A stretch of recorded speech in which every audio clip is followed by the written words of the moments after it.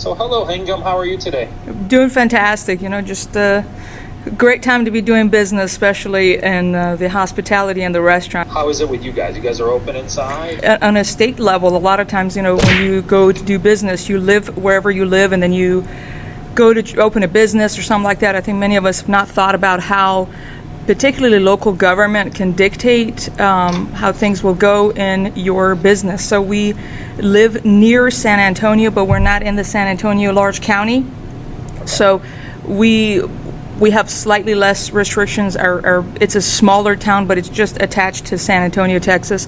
So our mayor stops by to check on us, and like a city councilman stop by. So I think they do respect small business, which, when you're in a bigger city like San Antonio, obviously there's a lot of people, you can't visit everybody. So we're very blessed to be in Texas, and then particularly where we are in the near San Antonio. So it comes and goes, and we just try to roll with it because you really have no other option. So it is what it is. But we had to close our dining room for a while, and our dining room is open at a 50% capacity. Texas, when we were going 50, 75%, and then we went back to 50%. So that's where we're at. And I think you kind of hit that on the head. Like, you have to roll with it. I mean, one of my partners, Chris, actually, he actually feels the same way every day. Like, you just have to handle what comes to you, and you can't think about it too much, because if you do, it could drive you crazy, right? Pretty much, yeah. Absolutely. So, man, being in that industry, and it's one of the affected ones that it is heavy, especially like you said, 50% occupancy in the restaurant you're allowed to have. Do you have any advice for anyone working in the industry since COVID's disrupted the job so much? I think that if you're referring to folks who work in the industry or folks who own both sides. So let's start with the employee side. If you work for different restaurants, what happens is there are restaurants that are thriving even during this pandemic. A lot of the franchise corporations are doing very well. Their drive-through continues to be very busy. A lot of the pizzerias chain-wide, I was reading something about Domino's that they keep projecting to open way more stores to continue to lower their delivery time. So they are crushing it. So if you're thinking that an industry as a whole is going down, it is not. So there are also local restaurants that are doing okay as well. So we happen to be one of them, by God's grace. We've had 15% average. We have 2 restaurants, we have 2 pizzerias, and pizza's been graciously good because we already had a model for delivery and pickup. It just, the bullet went really close for us. But it also means we had to pivot, we had to change a lot of stuff and things. But there are restaurants that are doing well, and there are restaurants that are not doing well. And the truth is that 8 months ago, when the economy was good and dandy, there were restaurants that were not doing well, and there were some that they were doing great. So I think it's important to go back into your vision. Is it that you really are passionate about this industry? You love the intensity. Some people love the fact that it is incredibly stressful, the rush that you get. If you are still passionate about those things, I would say to be diligent and figure out what team you can get on board, local or corporations. Obviously, I'm pro-local. We own local restaurants, but I'm pro-local as well. Yeah. So, and if you were to join a corporation, I think it's great to learn what it is that they're doing well, and then maybe you can join a local company that you can help them expand and bring some of that skill set, that you can go even further and faster working with a local company instead of being part of a large corporation. So again, but if you're not passionate about it, if the fact that it is you are hoping to own your own restaurant and things get like this and you're like, this is too volatile of industry. It's always been volatile. It's always been very stressful. So if you're not passionate about it as much as you thought you were, not that the reality hit, maybe you want to shift and pivot and look into other options. I am pro side hustles. I think that, again, you can always work as a delivery driver. It's in severe shortage of getting drivers anywhere in the U.S. right now. A few hours here and there, if your job doesn't seem like, because the owners of wherever it is that you're working can't predict the future either. So that's what I see in terms of the working in this industry. And if somebody was hoping to work their way up, there is still hope in that. And I think there are people who are succeeding. So that's how I would think about it. Gotcha. And yeah, I actually work with a lot of chefs here in Cleveland. Side hustle is photography. And so, Oh, wow. I actually have the side hustle of photography, and I go in and I don't do the food shots. I do the real estate shot and then the headshots and the action shots from behind the kitchen, right? And so it's a little bit different than what most people do for Instagram. And so I talk to a lot of these chefs, and yeah, it's the same thing. Like, they are just waiting for the time when they feel safe to open, or they already have it 50%, or they already have it sitting outside. And not one of them has honestly wavered, especially in the ones who own their own places.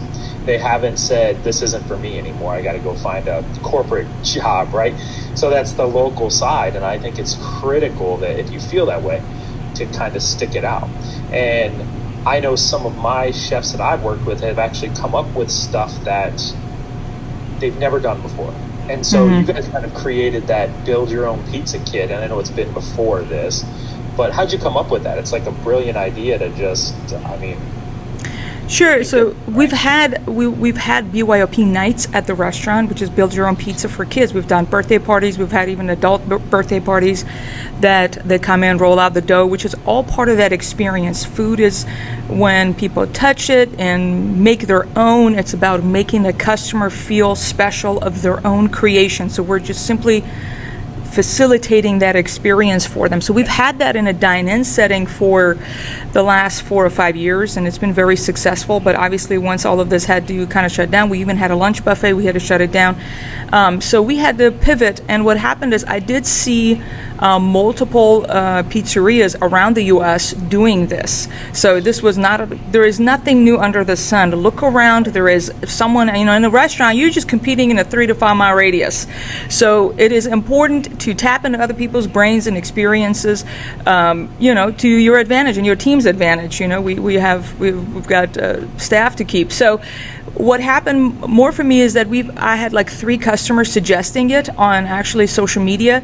They sent us direct messages and said, hey, here's I had seen it before, but we were in the midst of, in March, there was so much moving so fast on a daily basis that we were just freaking out. But several customers suggested and said, hey, if you guys had this, we'll be all over it. And again, we serve a lot of families with young kids. And so we're like, okay, let's just start it. And this is what happens for a local, that you need to know your advantages versus a bigger corporation that has disadvantages and advantages. We have our own advantage and disadvantage. We can make a decision at a 3 p.m. and by 5 o'clock have something. I came to the restaurant at 3 o'clock. I was just depressed and very stressed that day. I was like, you know what? I'm just going to take action. I came over. We set up a box. I had one of our staff members just hold the phone. Let's do a Facebook Live, and this is what we do. And we priced it well. And then we've had so many people kind of love the idea. This morning, I saw pictures of a family who had their 4-year-old birthday party. Grandparents were there at the house. They did their making pizza at home and stuff. So those footages is just heartwarming for us. Then again, we want people to continue to enjoy our food and experience it, making their own. So it came up with hearing our customers' suggestions and just taking action on it. We've had local churches order 300 pizza kits at a time for different events, daycares that were going on still during the pandemic. We've had serving children of essential workers. They've ordered dozens and dozens, bulk orders in those. So we lost a lot of our catering sales, but we were able to kind of compensate. But you really don't know. You just need to pivot and take actions. Some things will work, some things won't work. It's just the way it is. And I agree with that. I think we've kind of pivoted a little bit here with what we do in recruiting, but the interesting piece is, and you kind of touched on it. So how does somebody create a similar experience in their space and their restaurant or whatever? And yeah, you do compete with a 3 to 5 mile radius, but if you're in touch with the industry as a whole, I think you kind of look maybe even past that 3 to 5 mile radius and see what someone else is doing and how you can do it, right? Absolutely. But you did mention too, grabbing the phone, going live on social media, on Facebook or whatever. How important do you feel, especially in the local market, social media is to an owner, or even to somebody who might not be? I see a lot of owners doing it, but I don't see necessarily the corporate people doing it as much? How important is social media in a local market?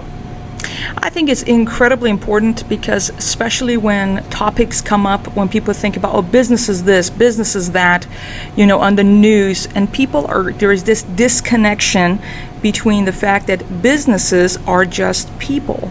We're 45 people in this establishment, that their livelihood comes out of this establishment.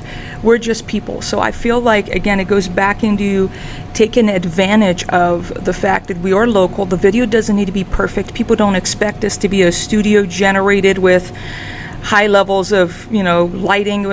People don't expect that. And I feel like, at least in our community, people really appreciate seeing a local business hustling, that they're doing their best. I think people want to reward and get behind somebody that is doing their best, because everybody's trying to do their best. We're in this season that no one's knowing what they're doing. We had as well some issues in the beginning, when they were like the 6 feet thing and whatever. One Friday we got so busy, like the busiest Friday ever in like the last 6 years.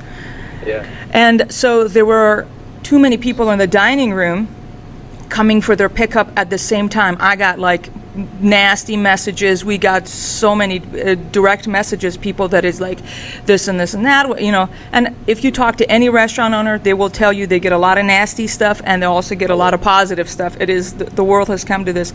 We even had somebody call the police on us the next day, come in. And so, again, what is a local restaurant to do that they are busy, for God's sakes? This is the criminal acts. But that same morning, when this issue happened, again, we got the feedback from the customer.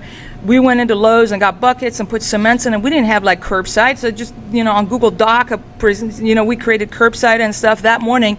And that evening, a police officer stopped by, and we already had something. But on social, I simply went with the route of gratitude. I thanked our customers for their feedback, apologizing. We really don't know what we're doing. Our headquarters pretty much is my husband and I, and chatting for hours at the end of the night. What on earth are we going to do? We don't have a headquarters to call like Chick-fil-A. They have people in their office sitting around making decisions. So, and people tend to be very gracious. So I think it is important to put your face out there if you want people to be gracious to you, especially during these times, and be generous. You need to be generous and show your humility, show your gratitude in as many ways as you can. And social and it's free. So not much is free in this world. So just might as well take advantage of it.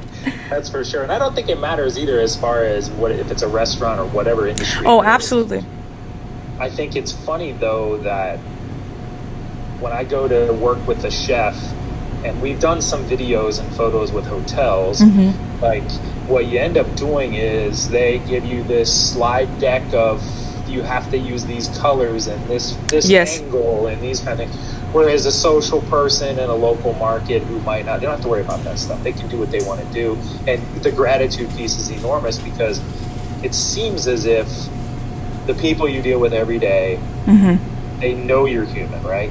But in a corporate setting, the people you deal with every day, they expect different things. And I think that's just brilliant way to just kind of put that out there. You kind of mentioned, like you said there, like you do it remotely, but that also has to have the culture that you guys have set up in order to make it that way. You did put the work in to build the systems and the culture, and you were lucky enough to find the people to do that. And you said you have a couple different things. You have the making dough. You also share quite a bit on helping restaurants, right? So you did share a slide deck on the 7 tips to turn around a failing restaurant. Does that work during COVID? I mean, do you think some of that works during this time? I think that not only works now, I think it works for any business. Failing is a relative term. If you're below break even, so you're not doing the best, and that's not going to be sustainable, no matter, again, during good times or bad times. But it always depends on who you're comparing yourself to see how you're doing as a business. So we've had 15% sales growth, but we read articles that, oh, wait a minute, Papa John's has had 30% sales growth, like we're losing. So that is kind of always our approach, because that keeps you humble. But during that particular show, and also that it was the slide deck, I shared the foundations. I think a lot of times we go too long without looking at the foundation of our business. It is all math, a lot of numbers. It is boring, and you need to be on top of it. Because that's just the essence of the business. It's just math. It is, So I go over, assessing how you're doing, the health of your business or restaurant. You need to assess different things, and it's not just one thing that's going to determine that you're doing well or not. Obviously, looking at your customers' feedback is a way of assessing the health of your company. All the Yelp and them that we all hate, but that's just a way of getting direct, objective feedback. Seeing, looking at our numbers, the bottom line, what is the break-even point? Because that also shifts here and there. Just overall, I went over a bunch of the different things. Sometimes you have a business that's in a bad location. We in Texas, for example, if the access is poor of people getting in, people won't just come in. I mean, we have so many options. No business is unique. So sometimes there are just some little things that you need to assess to be like, okay, that may or may not work, or how can I compensate for that? Maybe it's a bad location, so our rent is not that much in comparison to those guys whose rent is high, but I need to invest that money into marketing and get make offers that customers can't refuse, for them to come try us out. So I think that you always need to be, and actually I'm not sure if you're in that one I shared, there's this quote by Mark Cuban that he says, work as though someone's working 24/7 to take it all away from you. So it literally, you always need to be slightly paranoid as a business owner that you may go out in no time. I mean, who knows, especially it got more real with all the government stuff going on now, that they can shut you down, like nail salons, for example, right? They fully shut down for months. Something like that can happen. So you always need to be a little bit paranoid that things are going well now, in a month it may not. So I think that it's a healthy paranoia to have, so. Yeah, and I actually apologize to a friend that I'm helping with another podcast and kind of helping him build a business that he doesn't have a job right now. And I told him, I was sending him some information. It must have been 9:30 at night. And I was like, Adam, I apologize because I'm just pretty much nonstop. Like, I'm always reading about the industry. I'm always trying, and it's what I love. It's what I enjoy. So it's not work to me. And so I'm sending him the information, and he's got two little ones at home. And, he's like, no need to apologize. But, and it is funny because you just don't know. I mean, even the cash is king, but if you're not paying attention to the cash, like you said, and I know a lot of restaurants who have failed and small businesses who have failed because they throw up the retail shop, they throw up, the restaurant, and 6 months later the finances aren't there because, they're making some of the best food and they've been in the magazines for, look at this fantastic sandwich, but the finances aren't there, and that's just going to crush you. And it's the boring thing, but I think it's so important. Absolutely. You also mentioned on your podcast, though, some tips on how to beat the competition. So I think both of these, the 7 tips to turn around and beat the competition, they're closely related. But is now the time to double down on beating the competition? I think it's always time to double down. I think that one of the things you were mentioning, I feel like if you are not able to view being a business owner or a restaurant owner as a lifestyle, that is what we have chosen, this path, you are going to suffer. This is going to be a 7 days a week, all day in your mind. I'm not saying you're going to be there, but you are going to be engaged all the time. So, and it is, for us, it's fun. So if you don't find it fun, then I feel like if someone doesn't find it what it is, it's just, and we involve our children a lot in different aspects, so we're able to we don't say it's all the same. So and it's food, so it's fun for us. Kids participate in a lot of different things we do. But going back to the thing of competition, we have entered a ring, and you either gonna take a punch or you're going to give up. I mean, it's just what it is. So it is incredibly aggressive, and if you're not ready for it, and if you think it's too much, whatever, maybe you're not ready for this industry, because those who are thriving are incredibly competitive. And we've attended a conference called FS Tech multiple times. It's a great conference, and it's for technology companies in the restaurant. And you meet with a lot of these people that are corporate people that work for big corporations like Domino's, Subway, Panda, these people's full-time job is to beat everybody. I mean, that's just what they do. What's going to be their, and so especially us as local. I mean, if you're not too careful, you're going to get buried. You know what I mean? So we try to compare ourselves to corporations. So we stay humble because we know that they're beating us. Obviously, they're doing things well, but I think you need to always consider that. And when we were talking about kits and stuff, and you were thinking about, we were talking about how other people can implement that in their restaurant. You look at Blue Apron, HelloFresh, all of those meal kits, and there are many of them. Actually, I was spending some time researching them. There are actually many of them. These are kind of the famous ones. Those who are not into it, us, have heard. But there are many of them now. And our local grocery stores are carrying a lot of kind of kits, and obviously there's always been pizzas frozen and or just to go or all kinds of stuff. So everybody's trying to survive. So they're not necessarily trying to beat you. Everybody's trying to survive. And in this thing, one is going to go down and one's going to, it's just what it is, and it's objective, and you need to view that as what it is, and that is business. It's just a boxing game. And what's funny, you mentioned the Domino's and the Panda, and the people's business is to just drive other people out of business. Correct. I used to work in a grocery store, a pretty big one here in Ohio, Pennsylvania, and Maryland. They had 275 stores. And one of course, the main competitors around that time was, Walmart. Yeah. And so, they always tried to drive mom and pop out, it seemed, right? And that's the theory on everything. But the piece that I found very interesting when we were doing our stuff, and kind of what you're doing now, is the local people. Like, you sell to the local company, the community, you're out in the community, you make a difference in the community. The Subway people aren't making a difference in the community. Correct. You're making the difference in the community. And so what are some creative ways restaurant owners or any business owner can make a difference and become a community leader? I mean, you've lived in 2 small towns or smallish towns now, and I'm sure that it's pretty important.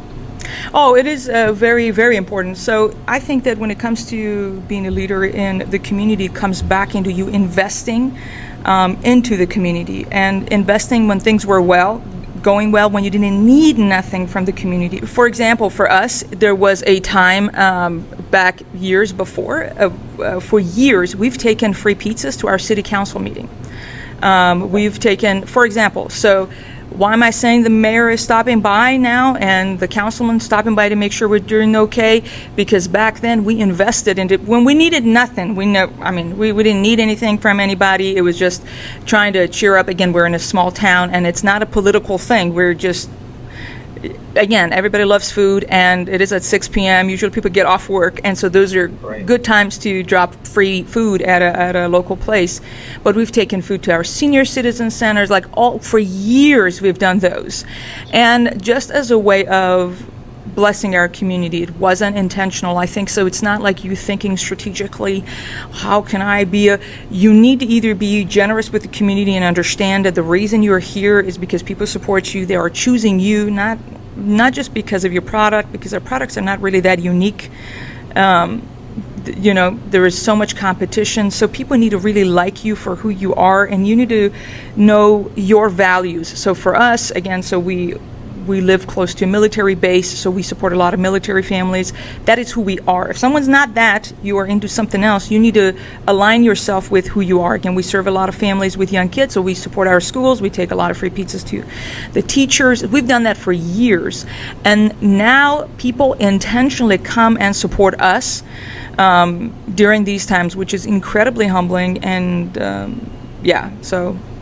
That's awesome. And I think, it doesn't have to be small towns either. I think there's micro communities within those large towns. If you look at New York City, and you have, your Soho and those kind of things, you can still make a difference in a large city, in a micro community. And it's just getting into the community and making sure people know who you are and you're helping them. When I grew up, my grandfather was a minister, and he would always be in the community. He'd go anywhere in Parkersburg, West Virginia, and people knew who he was but he wasn't even a minister in Parkersburg for the most part. He'd kind of drive 45 minutes to different churches, but people knew who he was. He was in the community. right? And I think being in the community is huge. And now I think it's even better with social because you can be in the community now Oh, without actually absolutely. being in the community. Absolutely. Yeah, and we're also very heavily involved in our Chamber of Commerce. We've been for years. Okay. Every time there's a grand opening of another business, a local business, we've attended those, grand opening, ribbon cuttings, chamber luncheons, and this year I'm part of the board of our Chamber of Commerce because we really are interested in the business community because if everybody thrives, we will thrive, between the families and all. So if people are happier, they have jobs, as a community, we will all thrive all together. And when you realize that, then it just becomes really simple to get out there and see how you can, serve those in your community. Yeah, and I think the last thing I want to talk about is the why, right? You've said it a couple different times. You've kind of said that if you got into the business to make money, it might not be the way to go. In a way, you kind of mentioned that, yeah, you want to make the money, but you really want to love what you do and you want it to be your why, right? Mm-hmm. So how does somebody kind of find that why? I mean, I know you guys made a change. You pivoted to a new industry where you didn't have that kind of backing, but you love it now. I mean, obviously because you're helping other people. So how does somebody find their why? I think that I'm not going to say that it's a perfect thing. There are days that you dislike what you do. It's just what it is. So I'm not going to, you know what I mean? I'm not saying that there are not days that we wish we weren't doing this. It is hard. Some days you get so many punches in the face. Sometimes it gets to be really hard. It's just, I think that you need to know what you're working towards. So this is just a stepping stone for the next thing, and you are just learning intensely and getting ready for the next phase. So we just love business, I think, as a whole, and we're trying to learn as much as we can. I think being passionate about things doesn't mean it's all rosy. I just wanted to, because I feel like sometimes we hear that, and it's not at all. People quit, you have customers that there wasn't enough black olives on a pizza, and they make this scene, and, you have to, be gracious and humble and stay calm. Those are hard things, but those are skill sets that is going to help you in any way, no matter what you do in the future. So we're always trying to up our game. We're trying to, we're trying to enjoy it as much as we can. There's this very good saying is like, do what you love or love what you do. So I think we try to be intentional about loving what we do. It's just like a mother. You have a baby, and you love your baby, and you're not getting any sleep. It is hard. Parenting is really hard, but it's part of kind of loving what you do, no matter how hard it is. And especially when the things get hard, you not quitting during these times. When things are good and dandy, everybody loves what they do and whatever, but these are the true time that you are able to see, am I really passionate about doing this or not? Because it's not for the faint of heart, being a chef or being anything in the hospitality, because it's hard to serve other humans.